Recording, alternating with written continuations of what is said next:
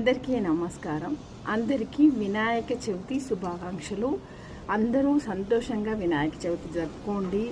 And వెళ్ళేప్పుడు నిమజ్జనం రోజు కరెంట్ తీగలు ఉంటాయి, కొంచెం చూసుకోండి. చాలామంది కరెంట్ షాక్ వచ్చి చనిపోతున్నారు. అండ్ బాగా తాగేసి ఎగురుతూ ఉంటారు. అలాంటి పనులు చేయకండి. కూల్గా చక్కగా దేవుణ్ణి పెట్టుకొని పూజ చేసుకొని మంచి నిమజ్జనం చేయండి. హ్యాపీగా ఉండండి. అండ్ ఏ వర్క్ చేసినా ప్రేమతో చేయండి.